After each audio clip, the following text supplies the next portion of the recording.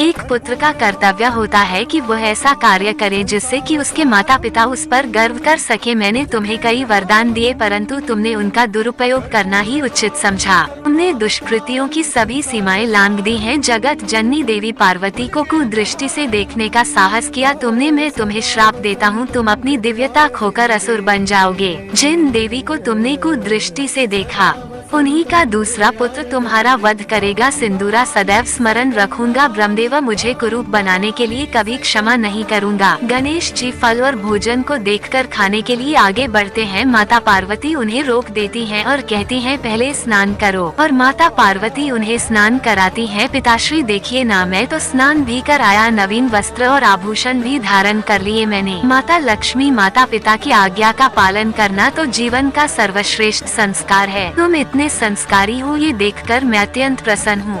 गणेश जी भोजन ग्रहण करने लगते हैं। माँ मामी जी का निवास स्थान कहाँ है? जहाँ तुम्हारे मामा श्री हरि नारायण का निवास वैकुंठ में। वहाँ तो मुझे जाना ही होगा। मामा श्री, पुत्र कहाँ से पुकार रहे हो तुम? और वो उन्हें अपने पास बिठा लेते हैं। मामी श्री, आपके पास इतनी स्वर्ण मुद्राएं क्यों हैं? वो इसलिए पुत्र की जो भी भक्त अपनी भक्ति भाव से मुझे प्रसन्न करते हैं, मैं उन्हें सभी सुख साधन और समृद्धि प्रदान कर सुख संपन्न बनाती हूँ। इसलिए संपूर्ण जगत उनके धन लक्ष्मी रूप की पूजा आराधना करता है। ये प्रथम अवसर है कि तुम हमारे निवास स्थान पर आए हो, इसलिए तुम्हें जो भी आभूषण पसंद हो ले लो। और वह माता लक्ष्मी के हाथ से कमल का फूल ले लेते हैं और कीड़ा करने लगते हैं। मामा जी, आपके यहाँ आकर मुझे बहुत आनंद आया, इसके लिए आपको कोटि कोटि धन्यवाद। गणेश जी कैलाश पर पहुंचकर शंखनाद करने लगते हैं। श्री हरि विष्णु, मेरे शंख की ध्वनि कैलाश से। अरे हाँ, ये तो आपके ही शंख की ध्वनि है स्वामी। तो क्या पार्वती नंदन आपका शंख ले गया? पार्वती नंदन आपका आदेश मानकर शांतिपूर्वक आपके पास ही बैठा था, तो फिर आपका शंख उसके हाथों में कैसे पहुंच गया? अब शीघ्र जाइए प्रभु, अन्यथा इसी तरह शंखनाद करता रहेगा। नंदी बालक के हाथों में प्रभु श्री हरि नारायण का शंख ही है ना? महादेव नंदी, यह शंख की ध्वनि कहाँ से आ रही है? श्री हरि महादेव को प्रणाम करते हैं। मेरा ही शंख है आपके पुत्र के पास। पुत्र, मेरा शंख लौटा दो। ही दूंगा। उसके साथ क्रीड़ा करने में मुझे बहुत आनंद आता है। इस बालक का शंख के साथ क्रीड़ा करना सर्वथा अनुचित है। पार्वती, में अपने पुत्र के नामकरण के लिए श्रीहरि से भेंट करने जाना है। कहीं नहीं जाना होगा, वह तो यही कैलाश पर है। गणेश जी देखिए माँ, मेरे पास क्या है? मामा जी का शंख। महेश्वरी, आपके पुत्र ने मेरा शंकर ले लिया। शंख आपको अब भी नहीं दूंगा मामा जी। और वह शंख को सूर में रखकर निगल लेते हैं। शंख तो गया मामा जी।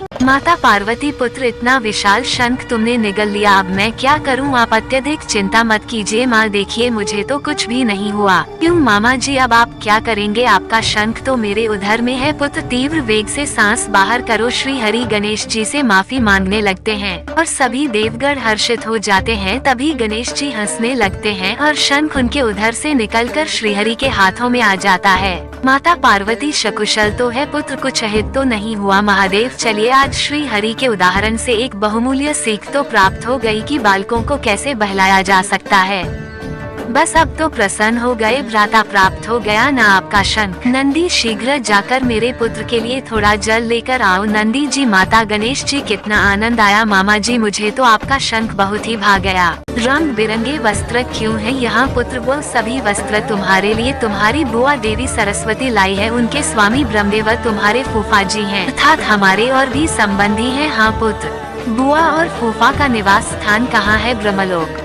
वहाँ भी जाना होगा मुझे। और माता पार्वती के माता पिता आ जाते हैं। वो उन्हें प्रणाम करती हैं। पुत्री, मेरा नाती कहाँ है? मैं उससे भेंट करने के लिए अधीर हो रही हूँ, बुलाओ उसे। कि पार्वती, तुम्हारा पुत्र अपने कक्ष में नहीं है और संपूर्ण भवन में देख लिया, कहीं नहीं है। का बोध बालक इस भवन से नदारद कैसे हो गया? तुम्हारी मंगल कामना से उत्पन्न तुम्हारा पुत्र तो स्वयं मंगल मूर्ति है, वह यही कही होगा। नंदी, तुम सभी जाओ, ढूंढो उसे। गणेश जी ब्रह्मलोक में वीणा वादन कर रहे थे। महादेव, पुत्र तुम इसी पर लौट आओ, तुम्हारी माता को तुम्हारी चिंता हो रही है। बुआ जी, फूफा जी, अब मुझे जाना होगा। माँ मुझे वहाँ ना पाकर चिंतित हो रही होगी, मैं पुनः आऊँगा, इसलिए अब चलता हूँ।